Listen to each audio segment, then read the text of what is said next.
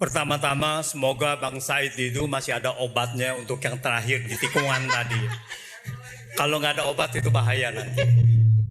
Jadi permasalahan kereta cepat ini adalah permasalahan hukum harusnya.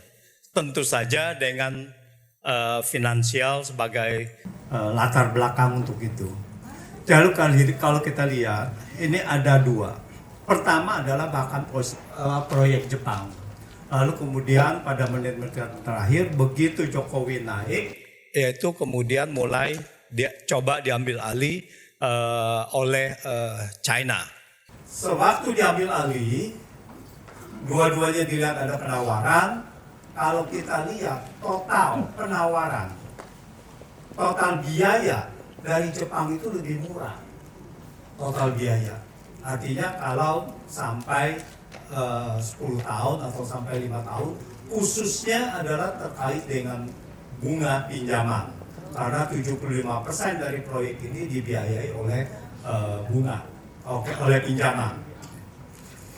Kalau proyek, kemarin saya juga ada tampil di TV, lalu dikatakan, ya cost overrun-nya sudah diaudit. Saya bilang sebelum cost overrun, 6,2 miliar versus 6,07 miliar nilai proyek itu. Dengan bunga 0,1% untuk Jepang dan 2% untuk proyek China, itu proyek China itu jauh lebih mahal. Pertanyaannya kenapa yang lebih mahal itu dipilih? Nah ini. Lalu kemudian proyek Jepang ini sengaja tidak dipilih dengan alasan bahwa Jepang meminta G2G, meminta jaminan dari pemerintah. China tidak meminta jaminan dari pemerintah, B2B. Ini adalah alasan yang prinsipil, karena ini menjadi satu faktor keputusan dalam pemilihan proyek. Di dalam satu pengadaan barang publik, hal ini harus benar-benar dijaga. Lalu kemudian dengan adanya kesulitan-kesulitan ini, kemudian dibuatlah Perpres ya, tahun 2021 Perpresnya, yaitu mengatakan bahwa pemerintah bisa memberikan jaminan. Nah ini sudah bertentangan dengan itu. Karena apa? Kalau bisa memberi jaminan, maka proyek Jepang harusnya menang. Yang permasalahan saat ini adalah bukan masalah 6,2 miliar nilai proyek, 6,07 miliar atau 7,2 miliar. Yang paling masalah saat ini adalah kita tidak bisa bayar bunganya. Kalau dengan proyek Jepang dengan bunga 0,1%, maka bunga yang harus dibayar per tahun sekitar 73,35 miliar dolar, atau kita genapkan aja 75 miliar dolar. Tanpa cost overrun, kalau dengan proyek China kita bayar 20 kali lipat, yaitu 1,5 triliun. Ini yang membuat proyek ini tidak bisa berjalan.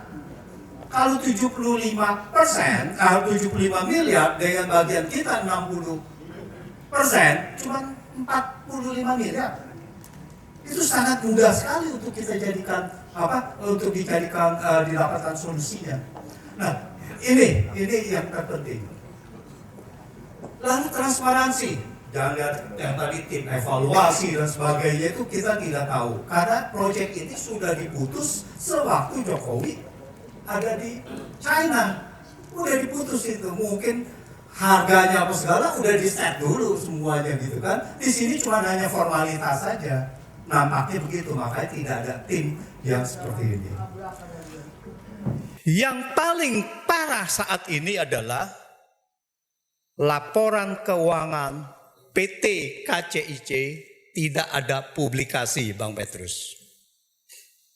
Nah ini harus dimintakan melalui Komisi Informasi Pusat ya publik.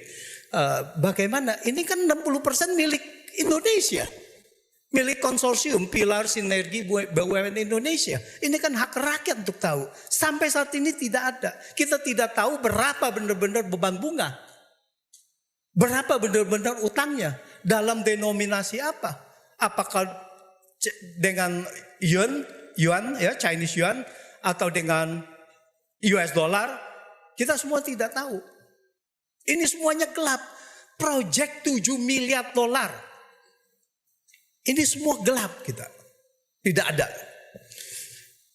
Nah, seharusnya Prabowo sebagai presiden, bahwa di satu hal adalah benar, bahwa semua masalah keuangan BUMN akan menjadi masalah pemerintah. Kalau kita lihat, misalnya aja yang di depan mata kita yang jelas-jelas adalah proyek Garuda. Garuda sudah berapa kali di bail out. Jiwasraya, Asabri, oke, Garuda ada korupsi juga. Semua ditanggung juga oleh pemerintah. Sekarang ini diguyurkan lagi uang berapa? Hampir 30 triliun.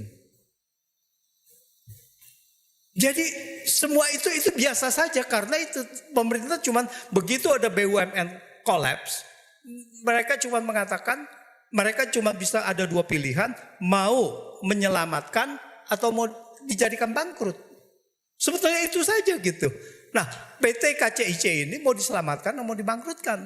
Tetapi harusnya adalah Presiden Prabowo mengatakan saya menghormati proses hukum. Kalau memang ada yang bersalah, ya silakan diproses. Jangan sampai bahwa statement dia itu seolah-olah menyatakan, semua KPK yang Anda sedang menyelidiki, semua stop prosesnya. Jangan sampai itu tanggapannya. Karena dikatakan saya sudah meneliti proyek WUS, itu tidak ada masalah katanya semuanya. Wah, ini sangat bahaya sekali karena KPK lagi menyelidiki ini gitu. Saya rasa sementara itu terima kasih.